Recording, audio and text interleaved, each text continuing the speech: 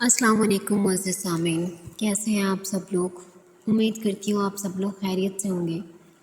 تو چلیے بلا تاخیر کیے جنت کے پتے ناول جنت کے پتے کی چوتھی قسط کا آغاز کرتے ہیں۔ وہ تیز تیز قدم اٹھاتی آگے بڑھ رہی تھی جب اس نے ڈولی کو کہتے سنا، مگر نہیں، وہ ڈولی کی آواز نہیں تھی، وہ کسی مرد کی آواز تھی، بھرپور، خوبصورت اور اداس، ایسی آواز جو اس نے کبھی پہلے نہیں سنی تھی۔ وہ میجر احمد کی آواز سے زیادہ خوبصورت تھی اور اس میں جہان سکندر کی اجنبی آواز جیسے بے رخی بنا تھی۔ اس کے قدم زنجیر ہو گئے، تیزی سے اس نے گردن موڑی۔ دور اندھیرے میں ڈوبا چبوترا خالی تھا، وہاں دور دور تک کسی کا کوئی نام و نشان نہیں تھا۔ زندگی میں پہلی بار اس کے اندر ڈولی سے ملنے کی خواہش نے جنم لیا۔ اسے جاننا تھا کہ ڈولی کون ہے، کیا ہے، کیوں ہے۔ اس رات وہ بمشکل 2-3 گھنٹے تک سو سکی تھی، پھر فجر کی اذان سے پہلے تیار ہو کر وہ ڈپلومیٹک انکلیو پہنچ گئی کہ خدیجے کی بار بار کال آ رہی تھی۔ شکر ہے آپ آ گئیں۔ خدیجے اسے باہر ہی مل گئی۔ اس کی اینک کے پیچھے چھپی آنکھیں فکر مند لگ رہی تھی۔ حیا سادہ شلوار قمیض اور سیاہ جیکٹ میں ملبوس تھی، لمبے کھلے بال کانوں کے پیچھے، اور خدیجے تک آئی۔ اب کدھر جانا ہے؟ اندر، یہ شٹل لے لیتے ہیں، وہ ٹرکش ایمبیسی تک پہنچا دے گی۔ تبھی ایک عمر رسیدہ صاحب اور خاتون تیزی سے شٹل کی طرف بڑھتے دکھائی دیے۔ میری چھٹی حص کہہ رہی تھی کہ یہ انکل آنٹی بھی ٹرکش ایمبیسی جا رہے ہیں۔ حیا جلدی کرے، ہمیں پہلے 15 منٹ سے ہونا ہے۔ وہ حیا کا ہاتھ پکڑ کر آگے بڑھی، پھر خیال آنے پہ پوچھ لیا، اندر آئی ڈی کارڈ سے انٹری ہوگی، آپ آئی ڈی کارڈ اور پاسپورٹ لائی ہیں نا؟ اور حیا کا دماغ بھگ سے اڑ گیا۔ وہ رات اتنی ڈسٹرب رہی کہ بھول ہی گیا کہ پاسپورٹ تو مجھے آج ملنا تھا، وہ تو ابھی بنا ہی نہیں۔ حیا، خدیجہ منہ کھولے ہکا بکا اسے دیکھ رہی تھی۔ نہیں، آئی ایم سوری، میں، اور Khadija, I am really sorry, میرے پاس پاسپورٹ نہیں ہے۔ اس کا سر گھومنے لگا تھا، وہ اتنی بڑی غلطی کیسے کر سکتی تھی؟ آپ کے پاس پاسپورٹ نہیں ہے تو آپ خود کیوں آئی ہیں؟ ہاں، آپ کی وجہ سے میرا اسکالرشپ بھی رہ جائے گا، اتنا احساس ہے آپ کو؟ وہ پھٹ پڑی تھی، اور حیا جو اتنی مغرور اور خود پسند تھی، جس کی شخصیت سے لباس تک ہر شے پرفیکٹ تھی، اور جس کی مثالیں اس کی کلاس فیلوز دیا کرتی تھی، وہ ایک دم رو پڑی تھی۔ آئی ایم سوری خدیجے، میری کچھ پرابلمس تھے، میری لائف بہت ڈسٹرب ہو گئی ہے۔ وہ جلدی بے اختیار عمر جانے والے آنسو صاف کرنے لگی۔ It's okay Khadija, I am sorry, مگر آپ جائیں، میں کل ٹرائی کر لوں گی۔ خدیجے چند لمحے خاموش رہی، پھر آہستہ سے بولی، اپنا آئی ڈی کارڈ مجھے دیں۔ جی، اپنا آئی ڈی کارڈ مجھے دیں اور واپس جا کر پاسپورٹ آفس سے اپنا پاسپورٹ اٹھا کر لائیں۔ امید ہے آئی ڈی کارڈ سے آپ کی انٹری ہو جائے گی اور ہماری باری آنے تک آپ واپس پہنچ جائیں گی۔ مگر پاسپورٹ آفس تو پنڈی میں ہے اور مجھے تو جاتے ہوئے بھی 1 گھنٹہ لگ جائے گا۔ پاسپورٹ آفس تو کھلے گا ہی 9 بجے، جبکہ ایمبیسی 7 بجے کھل جائے گی۔ اس نے فکر مندی سے کلائی پہ بندی گھڑی دیکھی۔ یہ ناممکن ہے، میں کبھی بھی اتنی جلدی واپس نہیں پہنچ پاؤں گی کہ پہلے 15 میں سے ہو سکوں۔ حیا، میں نے زندگی میں ایک بات سیکھی ہے کہ انسان کو کوئی چیز نہیں ہرا سکتی جب تک کہ وہ خود ہار نہ مان لے۔ آپ ابھی سے ہار مان لینا چاہتی ہیں؟ لائیں، آئی ڈی کارڈ مجھے دیں، مجھے ان انکل آنٹی سے پہلے پہنچنا ہے۔ وہ اس کے ہاتھ میں پکڑا آئی ڈی کارڈ جھپٹ کر شٹل کی طرف دوڑتی ہوئی چلی گئی۔ اس نے آنکھوں کے کنارے پہنچی اور پھر کلائی پہ بندھی گھڑی کو دیکھا۔ کیا اس کا ویزا لگ جائے گا یا ڈولی کی بد دعا پوری ہو جائے گی؟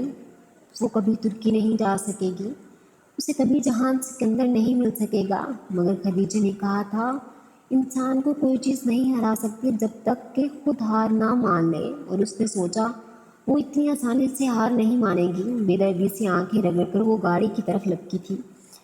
بہت رش ڈرائیو کر کے وہ پنڈی آئی تھی۔ تقریباً 1 گھنٹہ اسے بند پاسپورٹ آفس کے باہر بیٹھنا پڑا۔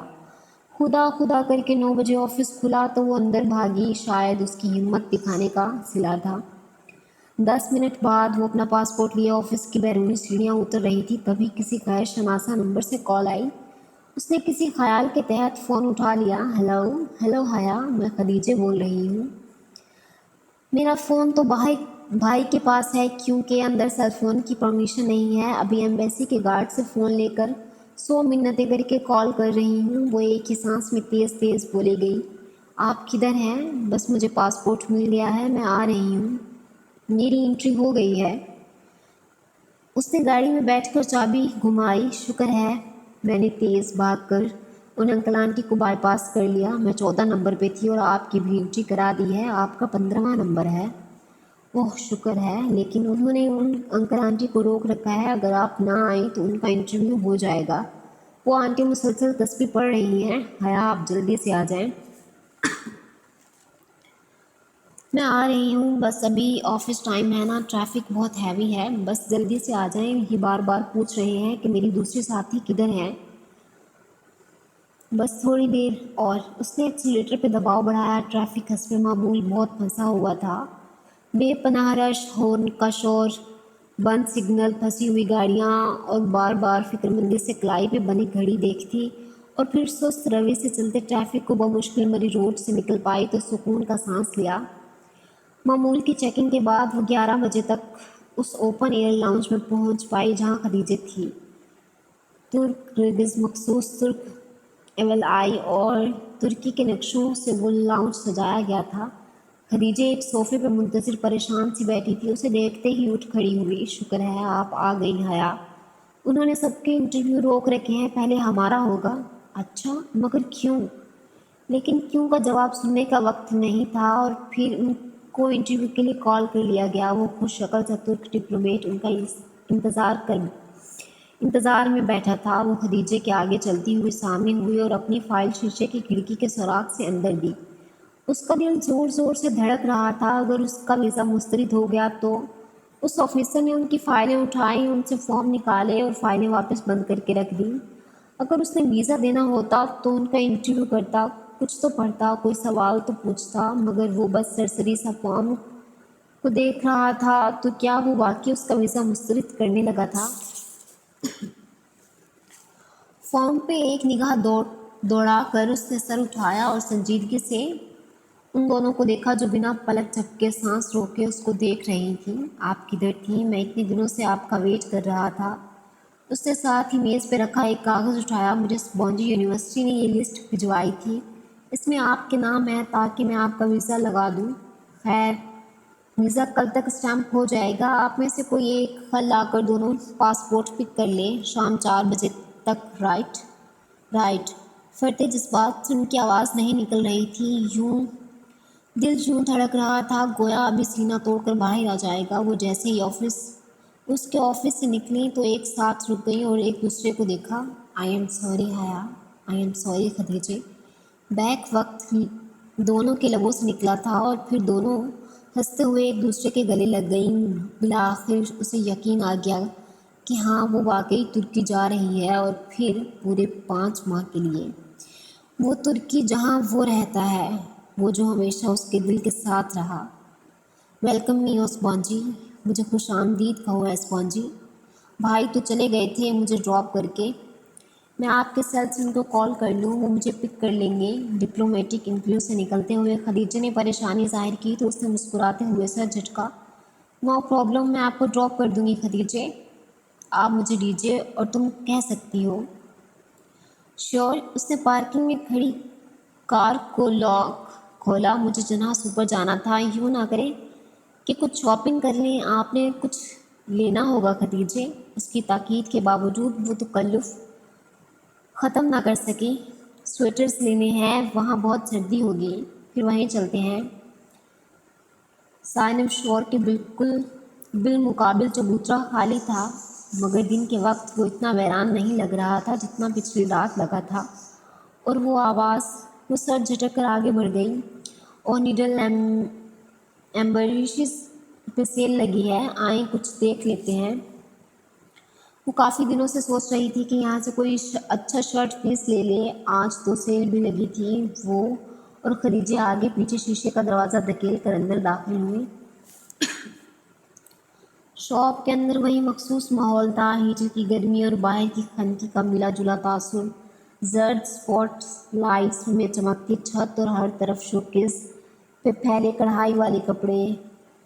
वो महज से स्टैंड पे लगे नमूने देखती आहिस्ता आहिस्ता कदम बढ़ा रही थी। सामने वर्क टेबल थी जिसके पीछे खड़ा मुस्तैद सेल्समैन उसे देखकर फौरन मुतवज्जे हुआ था। जी मैम, ये पिंक वाला दिखाएं जिस पे वाइट एम्ब्रॉयडरी है। उसने उंगली से पीछे रोल किए हुए थान की तरफ इशारा किया। सेल्समैन ने गर्दन फेर कर देखा। मैम, ये मैंने सामने रखा है, ये सामने ही पड़ा है। वो उससे चंद फुट बाएं जानिब इशारा कर रहा था जहाँ एक फैमिली खड़ी उस कपड़े का मुआयना कर रही थी।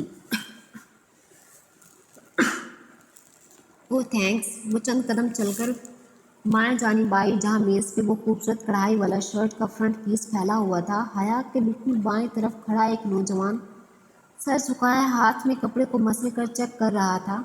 उसके साथ एक नफीस मुअम्मर सी खातून और एक कम उम्र ऊंची पोनी टेल वाली लड़की खड़ी थी। मम्मी, ये पिंक वाला नहीं लेते हैं, सानिया भाभी का कॉम्प्लेक्शन फेयर है, उन पे सूट करेगा। क्यों भाई? वो अब नौजवान से राय मांग रही थी। हया ना चाहते हुए भी उनकी तरफ मुतवज्जे हो गई। उसे बस यही जल्दी थी कि कब वो शख्स इस कपड़े को छोड़े और वो उसे देख पाए। इस वक्त भी गुलाबी शर्ट का कपड़ा उस शख्स के हाथ में था। उसने उसे हाथ में यूं पकड़ रखा था, उसकी हथेली वाली तरफ ऊपर थी। हया उसके हाथ में पकड़े कपड़े को देख रही थी जब दफ्तर उसकी निगाहें कपड़े से उस शख्स की कलाई पे फिसलती गई। वो बुरी तरह चौंकी। उसकी कलाई पे कांटे का सुर्ख गुलाबी सा निशान था, जैसे जला या कोई बर्थ मार्क। वो उसके साथ ही खड़ा था, गुलाबी कपड़े को हाथ में मसल कर चेक करता। वो मुकम्मल तौर पे ये अपनी फैमिली की तरफ मुतवज्जे था। वो यहाँ से उसका नीम रुख ही देख सकती थी। वो दराज कद, रंग साफ और आंखों पे फ्रेम लेस ग्लासेस थी। चेहरे पे मतानत और संजीदगी थी। जीन्स और जैकेट में मलबूस वो अच्छा खासा स्मार्ट नौजवान था। हया ने दोबारा उसके हाथ को देखा जिसमें उसने कपड़ा पकड़ रखा था। उसी पल उसकी बहन ने वो कपड़ा नरमी से अपनी जानिब खींचा। गुलाबी रेशम उसके हथेली से फिसल गया। अब उसकी उंगलियां सामने थीं जिनके ऊपरी पोरों की कुदरती लकीर पे भूरी सी लकीर पड़ी थी। उसे बेख्तियार शीशे में आई वो उंगलियां याद आए। बेएहतियात उसने इधर उधर देखा। खदीजे कदरे फासले पे खड़ी डिमी का लिबास देख रही थी। आसपास कोई उसका जानने वाला नहीं था। यकीनन ये तमाशा कर सकती थी। यकीनन वो यहाँ तमाशा कर सकती थी। पिंकी, उसने दानस्ता करीब खड़े नौजवान की तरफ चेहरा करके आवाज़ बुलंद पुकारा। वो अपनी बहन की सिमत देख रहा था। उसने शायद सुना ही नहीं। अलबत्ता उसकी बहन हया की जानिब को अपनी जानिब देखता पाकर कुछ बोलते बोलते रुकी। पिंकी, उसने ज़रा ज़ोर से पुकारा। कम उम्र लड़की ने नासमझी से उसे देखा। उसकी वालदा भी बेटी की निगाह के ताक़ुब में उस तरफ देखने लगी थी। इन दोनों के यूं रुककर हया को देखने के बायस उस नौजवान ने गर्दन मोड़ी। हया ने देखा उसका चेहरा झुलसा हुआ था। झुलसने का निशान बहुत गहरा ना था, बस इतना कि आधा चेहरा साफ गंदुमी रंग का लगता तो दूसरा हिस्सा गहरा सांवला। पिंकी, डॉली कहाँ है? वो सीने पे बाजू लपेटे बड़े तीखे अंदाज में बोली। और चूंकि वो उस नौजवान की आंखों में देख कर बोली थी तो वो ज़रा उलझ सा गया। सॉरी, मैंने पूछा डॉली कहाँ है? कौन? मैं समझा नहीं। वो धीमे मगर उलझे हुए लहजे में बोला। अगर आपके दिमाग पे चोट आने की वजह से आपकी यादाश्त खो गई है तो बेफिक्र रहिए, मैं आपको याद कराए देती हूँ। डॉली आपका वो ख्वाजा सिरा दोस्त है जिसके साथ मिलकर आप रोज़ ख्वाजा सिरा बने सड़क पर भीख मांग रहे थे। पिंकी नाम बताया था आपने अपना? नहीं।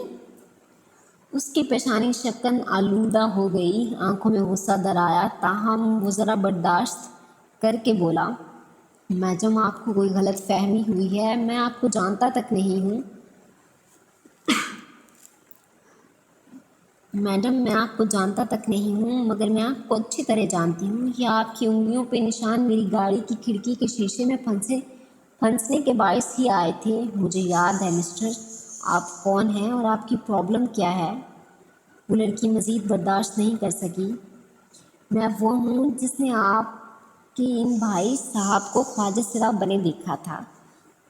इट्स इनफ, उस नौजवान ने गुस्से से खड़का। میں شرافت سے آپ کی بکواس سن رہا ہوں اور آپ بے لگام ہوتی جا رہی ہیں۔ اس سے آگے اگر آپ نے کوئی فضول گوئی کی تو اچھا نہیں ہوگا۔ اتنی ہی شرافت ہے آپ میں تو خواجہ سرا کیوں بنے ہوئے تھے؟ کسی نے اس کے عقب میں کہا تو وہ چونکی۔ خدیجہ بہت اعتماد سے کہتی اس کے برابر آن کھڑی ہوئی تھی۔ حیا کو ایک دم جیسے ڈھارس سے ملی۔ آپ کا دماغ خراب ہے، اپنی بہن کو سمجھائیں، میرے بھائی سے تعارف کا اچھا بہانہ ڈھونڈا ہے انہوں نے۔ لڑکی بھڑک کر بولی۔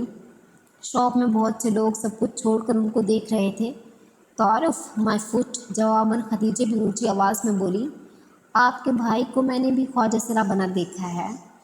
میں بھی 10 اور لوگ لا سکتی ہوں جو اس بات کی گواہی دیں گے۔ عجیب خاتون ہیں آپ، خواہ مخواہ تنگ کیے جا رہی ہیں۔ یہ تعارف کے بہانے کسی اور کے سامنے جا کر بتائیے۔ سر، میڈم، شاپ کے مینیجر تیزی سے ان کی طرف آیا۔ پلیز آپ ادھر تماشا نہ کریں، دوسرے کسٹمرز ڈسٹرب۔ اوہ میجر صاحب، اب اس نے اس نوجوان کا چہرہ دیکھا تو شناسائی بھری حیرت سے بولا، بہت معذرت سر، آپ محترمہ۔ وہ حیا کی طرف مڑا۔ آپ پلیز شور نہ کریں، اگر آپ نے خریداری نہیں کرنی تو آپ جا سکتی ہیں۔ حیا کے تو تلوؤں پر لگی، سر پہ بجھی۔ آپ ہوتے کون ہیں مجھے شاپ سے نکالنے والے؟ احمد بھائی، چلیں ہم ہی چلتے ہیں، ان کا تو دماغ خراب ہے۔ لڑکی نے خفکی سے اسے دیکھتے ہوئے کپڑا پھینکا اور پلٹی۔ وہ نوجوان ایک تنفر بھری نگاہ اس پہ ڈال کر اپنی ماں کا شانہ تھامے دروازے کی طرف بڑھ گیا۔ حیا نے چونک کر اسے دیکھا۔ احمد بھائی، میجر صاحب، تو کیا وہ؟ توبہ ہے ان آج کل لڑکیوں کی۔ والدہ صاحب مسلسل ناپسندیدگی سے بڑبڑاتی نکل گئیں۔ وہ لب بھینچے کھڑی انہیں جاتے دیکھی گئی۔ اسے اس شخص کے میجر احمد ہونے میں کوئی شبہ نہیں رہ گیا تھا۔ حیا، اس سے پہلے کہ یہ مینیجر ہمیں دھکے دے کر نکالے ہم بھی کھسک جائیں۔ ڈی جے نے اس کے قریب سرگوشی کی تو وہ چونکی، پھر سر جھٹک کر آگے بڑھ گئی۔ باہر کھلی فضا میں آ کر اس نے بے اختیار کہا، تھینک یو ڈی جے۔ اور یہ وہ پہلی دفعہ تھا جب اس نے خدیجہ کو اس کے معروف نام سے پکارا۔ ڈی جے بے ساختہ ہنسی۔ مجھے پتا تھا آپ جھوٹ نہیں بولتی، میں نے واقعی وہی دیکھا ہوگا جو آپ نے واقعی وہی دیکھا ہوگا جو کہہ رہی تھی۔ مگر ڈی جے، میں نے واقعی اسے خواجہ سرا بنے دیکھا تھا۔ حیا، آپ نے اسے بس خواجہ سرا بنے دیکھا تھا؟ تو ہو سکتا ہے وہ صرف ایڈونچر کے لیے ایسا بنا ہو۔ پتہ نہیں، اس نے بیزاری سے شانے اچکائے۔ چلو چلتے ہیں۔ وہ آگے بڑھ گئی۔ اس کا دل ہر شے سے اچاٹ ہو گیا۔ 28 جنوری کو اسے اتحاد ایئر لائنز کا ٹکٹ ای میل کر دیا گیا، جس کا اس کو پرنٹ آؤٹ نکلوانا تھا۔ پھر اسی ٹکٹ پر اس نے 5 فروری کی صبح استنبول کے لیے روانہ ہونا تھا۔ شام میں وہ روم سے اس کا ایوو مانگنے تایا فرقان کے گھر آئی تھی۔ اس کا نیٹ کام نہیں کر رہا تھا اور ابا بھی آفس سے نہیں آئے تھے، ورنہ ان کا استعمال کر لیتی۔ خدیجہ کا پیغام آیا تھا، کیسبونجی یونیورسٹی نے ہاسٹل کا الیکٹرک فارم پر کرنے کے لیے بھیجا ہے، سو وہ میل چیک کر لے۔ تایا فرقان لان میں بیٹھے اخبار پڑھ رہے تھے۔ اسے آتا دیکھ کر مسکرائے۔ آ گئی تایا کی یاد؟ انہوں نے صفحہ پلٹتے ہوئے نرمی سے پوچھا۔ جی، وہ بظاہر مسکراتے ہوئے ان کے پاس چلی آئی، ورنہ اس روز کی سائمہ تائی کی باتیں ابھی تک نشتر کی طرح چبھتی تھیں۔ فلائٹ کب ہے؟ وہ اخبار پہ نگاہیں مرکوز کیے پوچھ رہے تھے۔ 5 فروری کو۔ اپنا خیال رکھنا، ویسے بیٹیوں کو تنہا اتنا دور بھیجنا نہیں چاہیے۔ سلیمان کا حوصلہ ہے بھائی۔ خیر، تم ترکی میں اپنے لباس اور اقدار کا خیال رکھنا، سر سے دوپٹہ نہ اتارنا جیسے ارم نہیں اتارتی۔ آخری فقرہ کہتے ہوئے ان کے لہجے میں فخر در آیا تھا۔ حیا کے حلق تک کڑواہٹ گھل گئی۔ جی بہتر، میں ذرا ارم سے مل لوں۔ وہ جان چھڑا کر اندر گئی۔ کاش کہ وہ تایا فرقان کو بتا سکتی کہ مغربی لباس جو وہ یہاں ان کی وجہ سے نہیں پہنتی وہاں ضرور پہنے گی۔ اس نے بہت سی ٹاپس اور جینس خرید کے اپنے سامان میں رکھ لیے تھے، اور رہی سر ڈھکنے کی بات تو وہ خیر سے سبانجی میں سختی سے حرام تھا۔ شکر ارم کمرے میں نہیں تھی۔ باتھ روم کا دروازہ بند تھا اور اندر سے پانی گرنے کی آواز آ رہی تھی۔ وہ بے دلی سے اس کے بیڈ پہ بیٹھ گئی۔ ارم شاور لینے میں بہت دیر لگاتی تھی، سو مجبوراً اسے انتظار کرنا پڑا۔ دفتر سیل فون کی گھنٹی بجی۔ حیا چونکی۔ ارم کا سیل فون اس کے ساتھ ہی تکیے پہ رکھا تھا۔ اس نے گردن جھکا کر دیکھا، سیل فون کی روشن اسکرین پہ ایک نیا پیغام جگمگا رہا تھا، ساتھ ہی بھیجنے والے کا نام لکھا آ رہا تھا، حیا سلیمان۔ وہ بے یقینی سے فون کی اسکرین کو دیکھے گئی۔ کیا کسی نے ارم کو اس کے نمبر سے پیغام بھیجا، یا ارم نے کسی کا نمبر اس کے نام کے ساتھ محفوظ کر رکھا تھا؟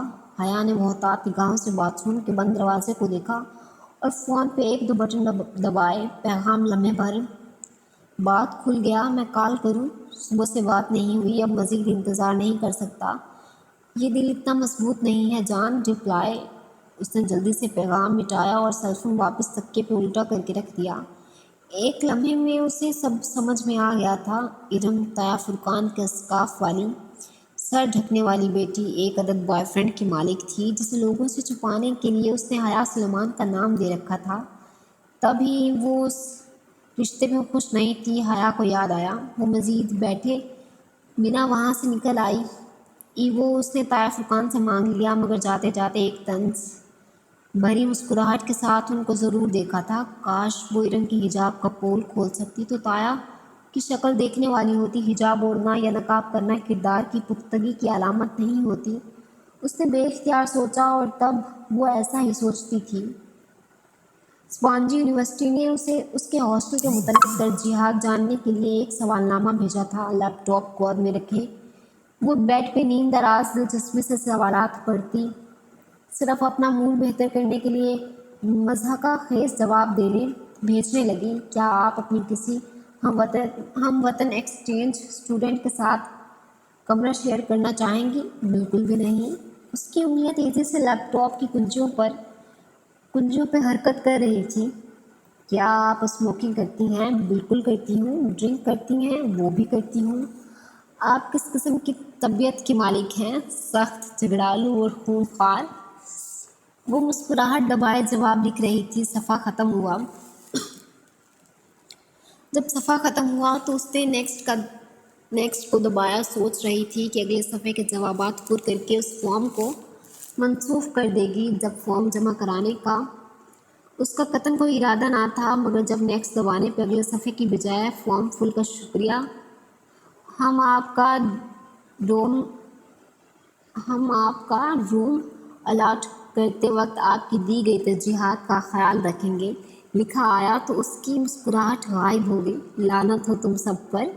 وہ جھنجھلا کر اٹھی اور لیپ ٹاپ ایک طرف رکھا۔ فارم سپونجی کو جا چکا تھا اور اس کا پہلا ہی تاثر کتنا برا پڑا ہوگا وہ جانتی تھی۔ اس کی پیکنگ ابھی نامکمل تھی۔ اس نے ایک نگاہ کھلے سوٹ کیس اور بکھری اشیاء پہ ڈالی، پھر کچھ سوچ کر باہر آئی۔ لاؤنج خالی تھا۔ حیا نے ٹیلی فون اسٹینڈ پہ رکھی ڈائری اٹھائی اور صفحے پلٹنے لگی۔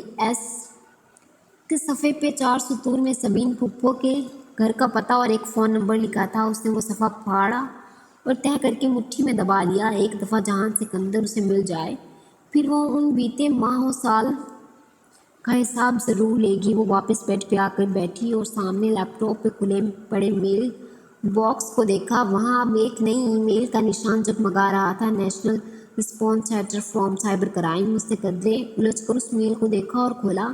بھلا اب سائبر کرائم سیل والے اس سے کیوں رابطہ کر رہے ہیں؟ صفحہ کھل گیا۔ وہ جیسے جیسے پڑھتی گئی اس کی آنکھیں حیرت سے پھیلتی گئیں۔ یہ ای میل سائبر کرائم سیل سے حیا کی اس میل کے جواب میں آئی تھی جو چند روز قبل اس نے بطور شکایت بھیجی تھی اور جس میں اس نے ویڈیو کا ذکر کیا تھا۔ اب اس کے جواب میں ہیلپ ڈیسک آفیسر نے اس کو ایک باقاعدہ کمپلین فارم بھیجا، جس کو بھرنے کے ساتھ ساتھ اپنا فون نمبر، گھر کا پتہ، شناختی کارڈ نمبر وغیرہ لکھ کر بھیجنے تھے۔ یہ فارم FIR کے مترادف تھا، سو تمام تفصیلات ضروری تھیں۔ وہ یکٹھیک اس فارم کو دیکھے گئی۔ اگر سائبر کرائم سیل نے اسے جواب اب دیا تھا تو وہ پرائیویٹ نمبر سے آنے والی کال یا میجر احمد کا آفس، وہ سب کیا تھا؟ کیا اسے بے وقوف بنایا گیا تھا؟ کیا واقعی وہ اصلی میجر تھا؟ یا مگر پھر اس کے پاس اس ویڈیو کی مکمل طور پر انٹرنیٹ سے ہٹوانے کی طاقت اور اثر و رسوخ کیسے آیا؟ وہ الجھتے ذہن کے ساتھ جلدی جواب ٹائپ کرنے لگی۔ اسے سائبر کرائم سیل کی مختصر الفاظ میں یقین دہانی کروانی تھی کہ وہ ویڈیو اب ہٹ چکی ہے اور اپنی شکایت واپس لے رہی ہے۔ اسے اب فوری طور پہ ان خفیہ والوں سے پیچھا چھڑانا تھا۔ میل لکھ کر اس نے سینڈ کو دبایا اور پرسوچ نگاہوں سے اسکرین دیکھنے لگی۔ میجر احمد کا تعلق سائبر کرائم سیل سے نہیں تھا، इस बात को उसे यकीन हो चला था। एयरपोर्ट पे डीजे बुरी तरह रो रही थी। उसके वालिदैन उसके साथ खड़े उसे तसल्ली दे रहे थे। हया कुछ देर तो उसे चुप करवाने की कोशिश करती रही, फिर आजिज़ सी होकर कदरे फासले पे जा खड़ी हुई और जैकेट की जेबों में हाथ डाले बड़े सुकून से डीजे को रोते देखती रही। आज उसने सलवार कमीज पे स्याह जैकेट पहन रखी थी और दुपट्टा मुफलर की तरह गर्दन से लिपटा था। बस आज आखिरी रोज़ था, फिर तुर्की में वो अपनी मर्ज़ी का लिबास पहनेगी और अपनी मर्ज़ी से अकेली हर जगह घूमेगी, बिना रोक टोक, बिना ताया फुरकान जब्बा की डांट के खौफ के। उस वक्त रात के 11:30 बजे थे और उनकी फ़्लाइट अगली सुबह 5 फरवरी की सुबह 4 बजे की थी। कितना रोती है ये, तुम ख्याल रखना इसका। सुलेमान साहब को डीजे के मुसलसल रोने पे कौफत होने लगी थी। जब तक वो वापस हुए डीजे रोए जा रही थी, उसके आंसू तब जाकर थमे जब इत्तेहाद एयरलाइंस की वो पाकिस्तानी नसाद ऑफिसर्स उनके पास आई और बहुत शाइस्तगी से उनको मुखातिब किया। मैडम, आप लोग प्लीज़ अपने डॉक्यूमेंट्स और लैपटॉप सूटकेस से निकाल कर हैंड कैरी में रख लें, ताकि अगर आपका सामान गुम भी हो जाए तो कम से कम डॉक्यूमेंट्स महफूज रहें। एम ही सामान गुम हो जाए? हथेली की पुष्ट से आंसू साफ करके डीजे ने गुस्से से कहा। वो सारा रोना भूल गई थी। उसने हैंड कैरी में इतना बोझ नहीं उठाना हमने हैंड कैरी में इतना बोझ नहीं उठाना मैम, यही बेहतर है, क्योंकि बाज़ औक़ात सामान गुम भी हो जाया करते हैं। कहीं ये ना हो कि बारज़ां आप किसी मसले से दो चार हों। वो उस तुर्क एयरलाइन में काम करने वाली एक पाकिस्तानी लड़की थी और उनकी पहली दफ़ा बैनुल अक़वामी फ़्लाइट लेने के पेश नज़र कह रही थी। और हया मान भी जाती, मगर डीजे अड़ गई। हरगिज़ नहीं, हमने इतना भारी हैंड कैरी नहीं उठाना।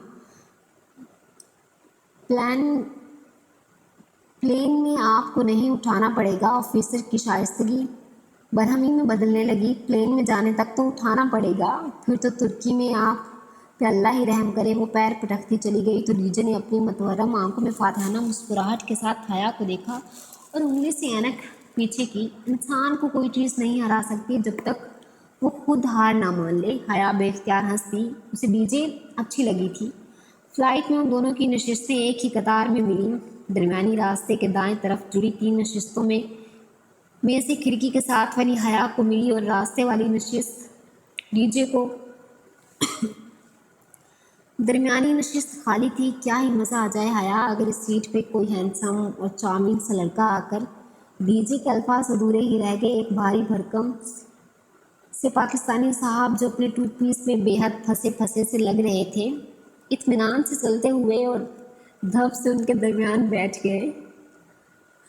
हया ज़रा गैर आरामदेह महसूस करके मज़ीद खिड़की की तरफ खिसक गई और खदीजा मुखालिफ सुमत। मुझे उस्मान शबीर कहते हैं, शेख उस्मान शबीर। अपनी भारी आवाज़ में वो खुश दिली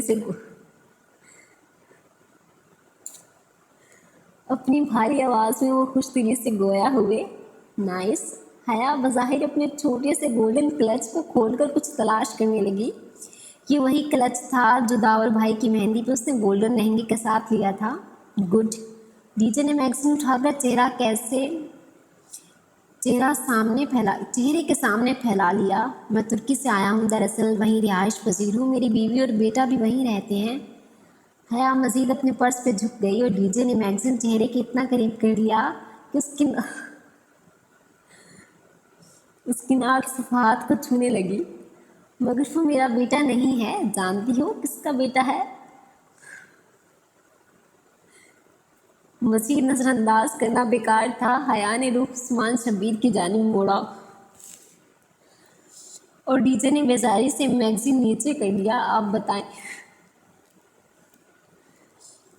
बताएं किसका बेटा है वो? उस्मान शबीर को शायद सदियों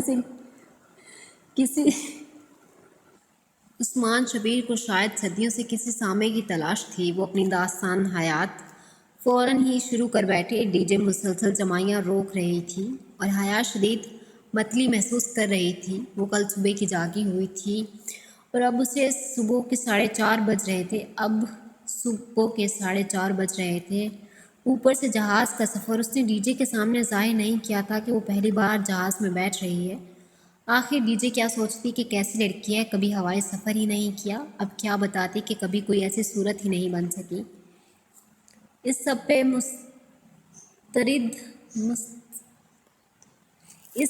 मुस्तदान साहब की अलमनाक दास्तान जो मुख्तसर कुछ ऐसे थी कि वो और उनकी बेगम अरसा 30 साल से तुर्की में रिहाइश पसीर थी। चूँकि औलाद नहीं थी, इसलिए उन्होंने उस्मान साहब के एक कज़न का बेटा गोद लिया।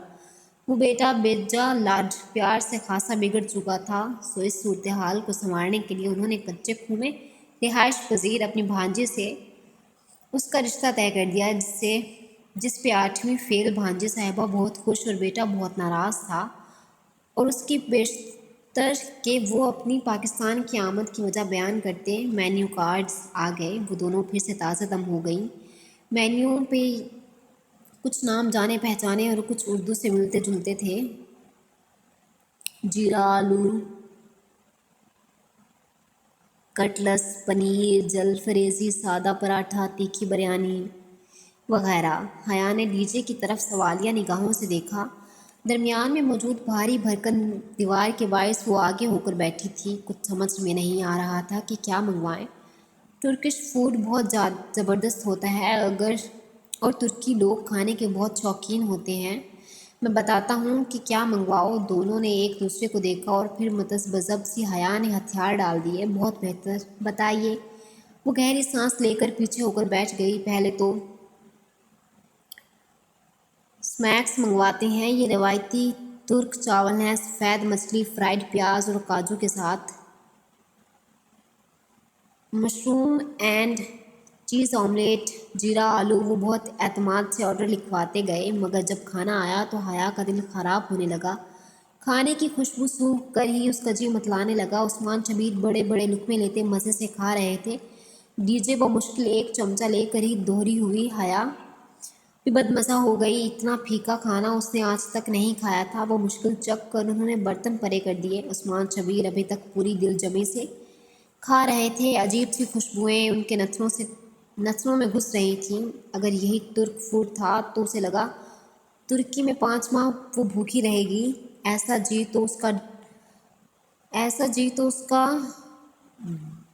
डाइवो बस में भी नहीं मिल ऐसा जी तो उसको डेवो बस में भी नहीं मतलाता था जैसे इधर हो रहा था। वो चेहरे पे दुपट्टा रख कर सो गई। इस्लामाबाद से पूरे 2.5 घंटे बाद उन्हें अबू धाबी एयरपोर्ट पे उतरना था। वहाँ कुछ देर क़याम करना और फिर इस्तांबुल। अबू अबूधाबी उतरने से कबल खिड़की के पार ज़मीन का गोलाई में कटाव दिखाई देने लगा। ज़मीन का वो कुर्रा इतना हसीन था कि उसकी सारी बेजारी और नींद भाग गई। वो महव सी यकटक वो मंजर देखे गई। अबूधाबी एयरपोर्ट में उन्होंने टर्मिनल 3 पे लैंड किया। इस्तांबुल की फ़्लाइट उन्होंने टर्मिनल 1 से पकड़नी थी, मगर पहले घर फ़ोन करना था। वो दोनों आगे पीछे तेज़ तेज़ चलती कॉलिंग कार्ड ख़रीदने गईं। 5 यूरोस का अत्सलात का कार्ड खरीदा और फ़ोन बूथ की तरफ भागी। कतार में फ़ोन बूथ्स लगे थे। हया ने एक एक करके पहले तीनों पे कार्ड लगाने की कोशिश की, मगर कार्ड था कि डलने का नाम ही ना ले। उसे एयरपोर्ट में फ़ोन बूथ इस्तेमाल करने का पहला तजुर्बा था। कुछ समझ में नहीं आ रहा था कि क्या करे। हया ने उस बंदे को देखा, जैसे ये कार्ड डाल रहा है वैसे ही डालो। डीजे ने उसे खोनी मारी तो हया ने पलट कर देखा। चौथे बूथ पे एक शख्स ने उनकी तरफ पुश्त किए कार्ड डाल रहा था। हया को दिखाई नहीं दे रहा था कि वो कौन सा तरीका इस्तेमाल कर रहा है, सो डीजे का हाथ थामे उसके सर पे जा पहुंची। वो रिसीवर कान से लगाए नंबर मिला रहा था। प्लीज़ हमें ये कार्ड डाल दें, मैं इसे डाल नहीं पा रही। हया ने कार्ड उसकी तरफ बढ़ाया। वो चौंक कर पलटा। वो स्याह रंगत, घुंघराले बालों और ऊंचे कद का नस्लन हबशी था। उसने एक हाथ से कार्ड लेते हुए उन दोनों लड़कियों पर निगाह डाली। एक स्याह लंबे बालों और बड़ी आंखों वाली खूबसूरत सी लड़की जो जैकेट की जेबों में हाथ डाले खड़ी थी। दूसरी बड़े चश्मे और ढीली पोनी वाली लड़की जिसने स्वेटर तय करके बाजू पे डाल रखा था। दोनों मुंतज़िर सी उसे देख रही थी। अच्छा, मैं ज़रा बात कर लूँ फिर। उसे शायद कान से लगे रिसीवर में कोई आवाज़ सुनाई दी थी, तभी रुख मोड़ गया। वो दोनों उसी तरह खड़ी उसे देखती रहीं। उनसे वो अंग्रेज़ी में मुखातिब हुआ, मगर अब फ़ोन पे अरबी में बात कर रहा था। डीजे तो बोर होकर इधर उधर देखने लगी। مگر شرعی اینڈ لاء کے 5 برسوں نے حیا کو عربی اچھی طرح سکھا دی تھی۔ انٹرنیشنل اسلامک یونیورسٹی میں اپنے LLB کے پہلے برس ان کو عربی ہی سکھائی جاتی تھی اور ان کی کلاسز میں الجرین اور مصری اساتذہ انہیں عربی میں ہی لیکچر دیا کرتے تھے۔ میں استنبول آ رہا ہوں، وہ اب رخ پھیرے قدرے پریشانی سے کہہ رہا تھا۔ ہاں، شام تک گھر پہنچ جاؤں گا۔ تم نے حارث کو ڈاکٹر کو دکھایا؟ اچھا، کیا کہتا ہے ڈاکٹر؟ کر دوں گا پیسوں کا انتظام۔ کہا جو ہے، بار بار ایک ہی بات مت دہرایا کرو جاہل عورت۔ تیش سے اس کی دبی دبی سی آواز بلند ہوئی۔ ہاں، میری عبدالرحمن سے بات ہو گئی ہے، اس کے کام کے لیے خوار ہو رہا ہوں، مگر وہ زیادہ رقم نہیں دے گا۔ ایک جگہ اور بھی بات کی ہے۔ اس سے رک کر کچھ سنا اور پھر مزید جھنجھلاہٹ سے بولا، اچھا فون رکھ رہا ہوں، مرحبا۔ اس نے کھٹاک سے فون رکھا اور ان کی طرف پلٹا۔ سوری گرلز، بمشکل چہرے پہ بشاشت لاتے ہوئے وہ اب ان کا کارڈ لگانے لگا۔ پہلی ہی کوشش کامیاب ہو گئی۔ وہ شاید کارڈ کو الٹا پکڑ رہی تھی۔ لیجیے۔ سیاہ فام نے ریسیور اس کی طرف بڑھایا، پھر ان سے ہٹ کر دور چلا گیا۔ بس ایک منٹ کی کال کریں گے۔ حیا نے نمبر ملاتے ہوئے ڈی جے کو تنبیہ کی۔ سلیمان صاحب نے پہلی ہی گھنٹی میں فون اٹھا لیا۔ وہ چپ ہوئی کہ نہیں توبہ کتنا روتی ہے۔ جی ابا۔ وہ چپ ہو گئی ہے اور پھر جلدی جلدی اپنی خیریت بتا کر فون بند کر دیا۔ ڈی جے نے بھی بمشکل 1 ہی منٹ گھر بات کی۔ بعد میں بقیہ رقم دیکھی تو بمشکل 1 یورو استعمال ہوا، باقی 4 یورو کا بیلنس ابھی موجود تھا۔ دونوں اپنی اجلت و کنجوسی پہ خوب پچھتائیں کہ اب ابوظہبی سے نکل کر تو یہ کارڈ کسی کام کا نہیں تھا۔ حیا نے اسے اپنے گولڈن پاؤچ میں ڈال لیا۔ اب انہیں اپنا سامان لینا تھا۔ وہاں بہت سے ٹائرز چل رہے تھے، ہر ٹائر پہ بیگز اور سوٹ کیس قطار میں رکھے چلے آ رہے تھے۔ انہیں قطعاً علم نہیں تھا کہ اپنے بیگز کو کہاں سے تلاشیں۔ وہ دونوں بدحواس سی ایک ٹائر سے دوسرے کی طرف بھاگنے لگیں۔ ڈی جے کا تھوڑی دیر میں ہی سانس پھول گیا۔ کبھی حیا کو ایک جگہ اپنے سیاہ سوٹ کیس کا گمان گزرتا تو وہ ڈی جے کا ہاتھ کھینچ کر ادھر بھگاتی، مگر قریب سے دیکھنے پہ وہ کسی اور کا بیگ نکلتا تو کبھی ڈی جے اپنے بھورے تھیلے کو پہچان کر چلاتے ہوئے ایک طرف دوڑتی، مگر اس پہ کسی اور کا نام درج ہوتا۔ حیا بتاؤ اب بیگز کہاں سے ڈھونڈیں؟ ڈی جے نے پریشانی سے اسے دیکھا۔ اس کی سانس دھوکنے کی طرح چل رہا تھا۔ حیا نے بمشکل تھوک نگلی اور چہرے پہ آتے بال کانوں کے پیچھے کیے۔ اب سچ بولنے کا وقت تھا۔ ڈی جے، مجھے سچ میں نہیں سمجھ آ رہی، میں آج زندگی میں پہلی دفعہ جہاز میں بیٹھ رہی ہوں۔ ڈی جے نے چند لمحے اس کا چہرہ دیکھا، پھر اپنی ہتھیلی اس کے سامنے پھیلائی۔ ہاتھ مارو، میں بھی آج پہلی دفعہ جہاز میں بیٹھی ہوں۔ حیا نے زور سے اس کے ہاتھ پہ ہاتھ مارا اور دونوں ہنس پڑی۔ کافی دیر بعد ان کو ٹائرز کی لسٹ نظر آئی، جس پہ ہر فلائٹ کے مخصوص ٹائر کا نمبر درج تھا۔ فہرست دیکھ کر 2 منٹ میں ہی اپنا مطلوبہ ٹائر مل گیا۔ سامان لے کر حیا اتنی تھک چکی تھی کہ جب ڈی جے نے وہیں ایک جگہ چمکتے فرش پہ بیٹھنے کو کہا تو وہ اپنا سارا نخرہ اور غرور بالائے طاق رکھ کر ادھر زمین پہ ہی بیٹھ گئی اپنے بیگز کے ساتھ۔ وہ دونوں اب مزے سے فرش پہ بیٹھی ہر آتے جاتے کو دیکھ رہی تھی اور ارد گرد مہذب نفیس لوگ حیرت سے ان کو دیکھتے ہوئے گزر رہے تھے۔